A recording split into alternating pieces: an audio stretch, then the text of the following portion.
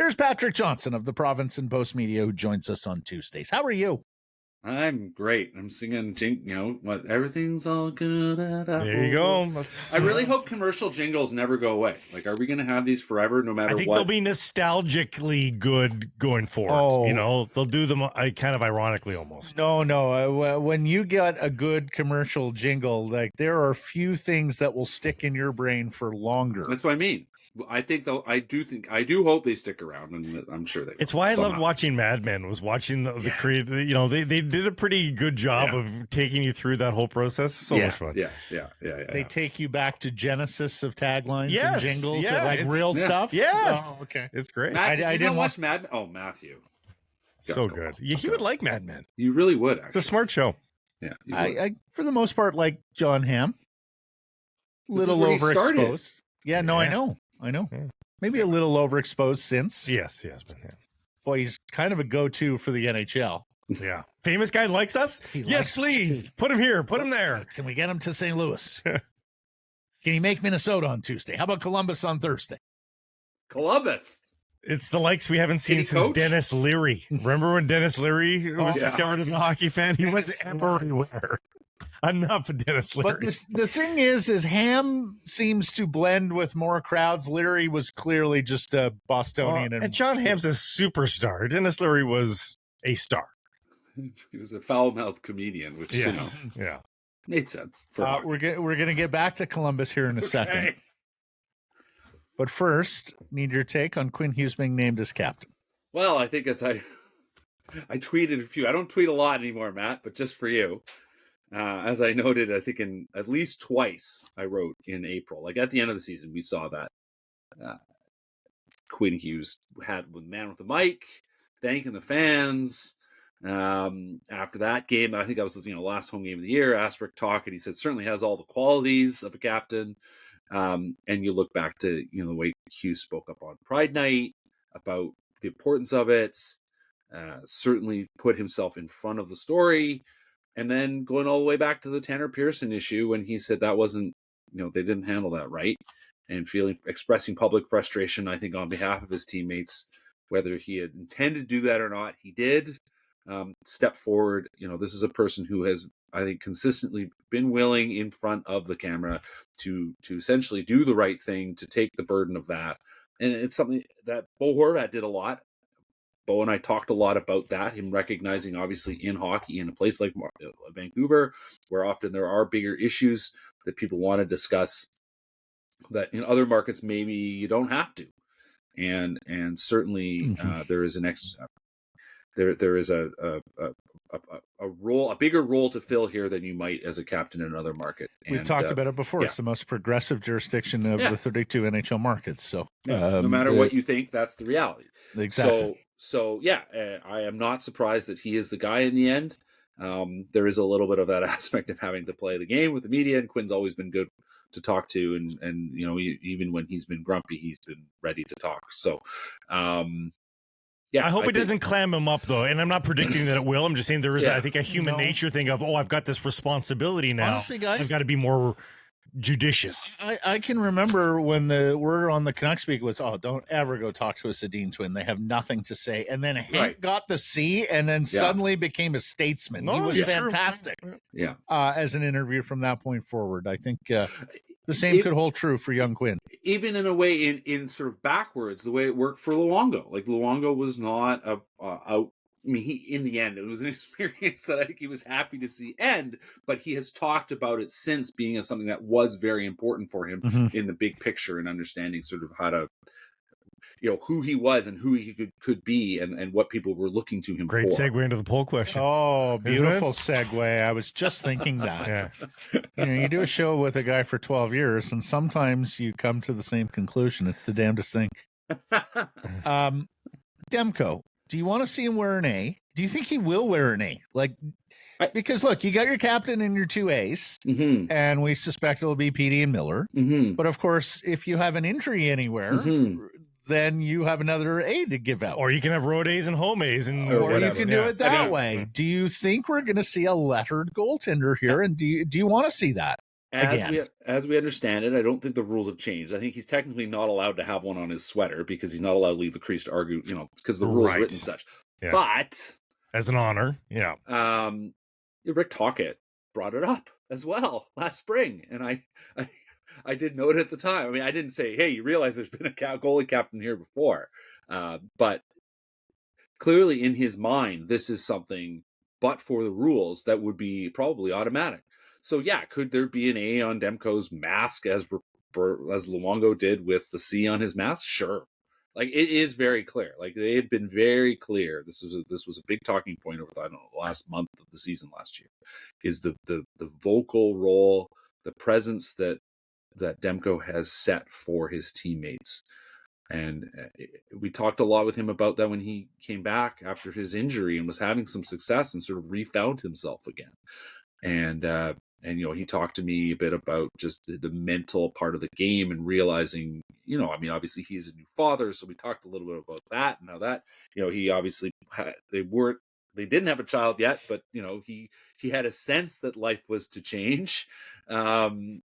Your perspective changes, and so quite clearly this is a player that has recognized that if this team is going to go anywhere, obviously he knows the playing aspect of that, but if this team is going to go anywhere, he has to help set the tone. So I would love to know if they put an A on his sweater, and he wouldn't leave the crease, he would still abide by that rule. Would they do anything about referee the team putting it over and rips it off, so he gets the steamer or something? Like what would they do?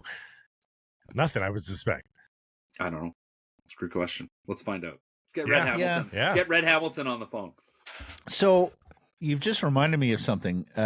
Goalies aren't allowed to leave the crease to go lobby officials. So they're not allowed to leave the crease during an altercation. And then they're not allowed to, if I'm not mistaken, they actually are. I think you're right. They aren't allowed to actually go argue with the ref. But they're not allowed to be captain. Like that was the thing with Luongo, was that he's the captain. Yeah. They recognize him in graphics like they did yesterday as a captain. He's not actually allowed to be a captain in the NHL. Right. No, but they put a limit and say, goaltender, you must stay in the crease. There's a remaining in crease, certainly during altercations.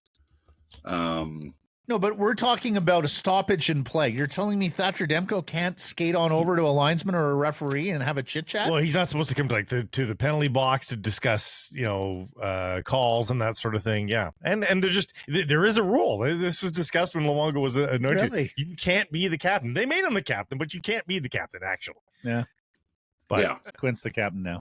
Yeah. That's right. Yeah. Practice facility. Let's move on. Sorry. Yeah. For that diversion. Practice facility. Young Quadrelli of Canucks Army. Yeah, led the way last week with a story about SFU as a potential site for a practice facility. And look, I've long debated with you and Mr. Price and Mr. Patterson with regards to the best place in the Lower Mainland to have one. You guys seem to think we need to cater to the convenience of players. I'm a little bit more at this stage. I don't care where the hell it is, so long as there is one. What do you know about the potential of a practice facility at SFU? Yeah, I mean, in the end, yes. Kudos to Quads, who led the way on this. And I was able to essentially, I talked to a few people and followed up and said, yeah, everything there is correct. So, when you say everything, for those who missed the story, it's under consideration. It's not a done deal. There's some ties that bind. Let's put it this way. I did actually finally get a response from SFU, who said that the Canucks have been a valued partner in support of SFU and SFU's recreation hockey team. Mm-hmm. There are currently no plans in place for a hockey facility at SFU. However, SFU is always open to discussing development opportunities that would benefit the university community. So, yeah, I mean, let's put it away. There's a empty gravel lot that's been sort of a spare parking lot that was originally perhaps going to be the Olympic Oval, and then the Olympic Oval ended up in Richmond. It just sits there. They have interest in doing something with it. The men's hockey team at SFU is a club team. It is not a varsity sport, but there has long been sort of support for the idea of bumping it up to it's a pretty high-end club team, bumping it up to varsity status. And as I noted in the story, if they were to become an NCAA Division I hockey team, like that's a pretty big, that's based in Canada, like that's a pretty big, that would do, you can only assume that would do very well. And presumably they would have a women's program as well, and that would do very well. So there is certainly notionally an interest in having a on-campus facility, because right now they play down at Bill Copeland Arena, and quite near my house, down on Kensington, across from the new Christine Sinclair Community Center and its new field. But they would like to have an on-campus facility, or at least there's a notion of having an on-campus facility. It was also, of course, tied into the status of the football team, which is currently on hiatus, and I have a hard time imagining actually will come back. Also tied into all this is SFU's status in the NCAA. Are they going to stay in the NCAA? Are they going to switch back to U Sports? But yes, there has been obviously some level of meetings to Francesco Aquilini, who is an alumnus from SFU. There was a hockey team fundraiser that I'm told he attended out of interest. And he's apparently had a couple meetings with, officials, basically, to the degree of, okay, what would we do here? What could we potentially talk about here? As I said, I think the Canucks pretty clearly want to get something done within 2 or 3 years. They want to have a rink going in 2 or 3 years' time. There's not a lot of options in the city. You think carefully about what that means, but certainly options, I think, around the edges. Can't wait for the first snowy morning where the Canucks can't get to practice because the drive isn't plowed. Players would have snow tires, yes, but I get you're right. So, that's the thing. There are questions. Now, as others have pointed out, every other team in the NHL basically has the Flames are building one. Every other team has a practice facility. Most of them are out in the burbs, right? Let's be clear. So that said, so Matt's not wrong. That said, if you are trying to present yourself as best in class, you get something closer to where the players live. That's so a couple of things. First of all, as we know, the Red Leafs are picking it up there. They're going off to Boston to play BU this year. So, BC, yeah. So we have a hockey program that's moving on up, or at least forward thinking in terms of where it's going to be down the road. Secondly, guys, we all agree the best place for the practice facility is right across the street at the Plaza of Nations. Yeah. But my point has been, if you can't secure that site, particularly given the availability of land and the cost of it in the Lower Mainland, then go on out and find a site and get shovels in ground and do it ASAP. It's something that's holding you back right now. It would be marvelous to have it across the road, underground tunnel, right? And that is absolutely best in class if they can do that. But at this stage of the game, I'm more interested in seeing one anywhere in the Lower Mainland, even if it's up Burnaby Mountain. And here's the thing, there will be a few days a year where it's a treacherous drive. Other than that, I'm sure it'll be fine. And if it takes the players 10, 15, 20 minutes, takes JT Miller 45 minutes to get there from West Van, so be it. I mean, you're not going to be able to satisfy everybody's geography for the entirety of the complex's lifespan. So just get it done. But again, back to the Plaza of Nations, the city should get involved because they should want the ice surface the city is involved. Yeah, here's the thing. That I talked to Dyson J. Wing last spring. And I said, do your plans still involve? Yes, we have a plan. The city, part of the reason why the city approved the overall development plan. Now they have to actually start digging there on the other side, and as far as I know, they haven't started. So that to me is another question in all this. But yes, there is a rink that's supposed to go in. He says he has a different operator. I don't know who it is. But yeah, the plan remains that there is going to be a rink. Now, it is years away, so perhaps that was part of the reason I walked away. But Canucks have never commented on the actual story across the street. So, but you're absolutely right. It makes the most sense. Imagine driving away from a rink across the street to go to Burnaby. That'll look ridiculous. Yeah, well, and here's the other thing. Maybe there are those at the city that would have some concerns about partnering with the Aquilinis. I mean, there is a reputation there around town. You take a look at the city of Abbotsford, They tried to do business with the city of Abbotsford and Abbey Center way back when. They leaned on them pretty heavily because they could.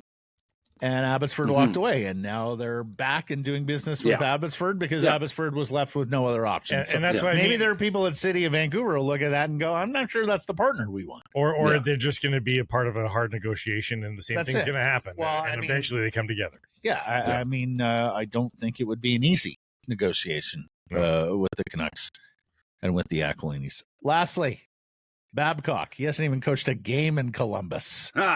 And already people are scratching their head going, what the hell's Babcock doing?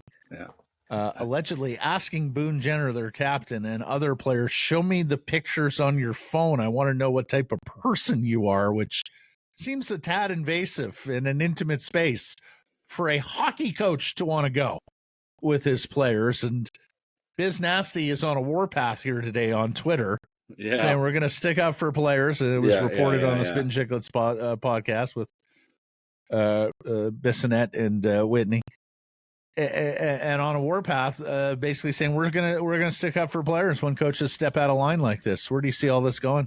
Well, I mean, at a certain level, you go Mike Babcock. Like, I mean, it's the old dog new tricks thing, right? Like, do people? If only this was predictable, right? You know, Mike Babcock did weird things in Toronto, right? Yeah.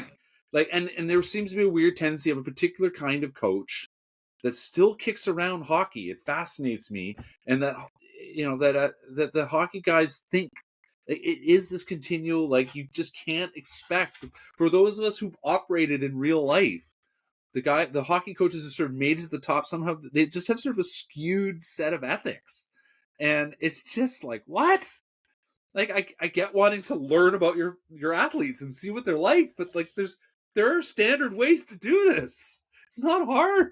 Ask some questions. Are you married? Do you have kids? Do you have a dog? Or if you want to do it the summer, submit 3 pictures to me that'll describe you. You know, so, exactly. An exercise like that. Tell me about, like, I'm sitting there, I'm a teacher. Like, these are things we do. Like, you want to learn about your students. There are ways to do this. And Mike Babcock he's actually worked at, like, universities, like, he's been around people who are smart and think about this stuff. And they're like psychology departments and developmental psychology. We learn about people and how they grow up. Like, there's ways to do this. So maybe he did have a process, and maybe there's something behind this, and everyone, and it's sort of people jumping ahead of what happened before. Like, but yeah, can I see your phone? If that's really how it played out, oh boy.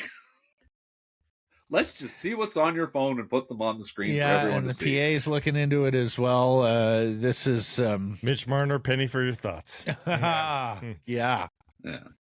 Anyways, we're getting very close. In fact, the next time we talk to you, there will have been people in Canucks jerseys on an ice with a scoreboard. Yes. In Penticton. So looking forward to that and training camp. Thank you for the time here today, sir. Yeah, guys. All right. Take care.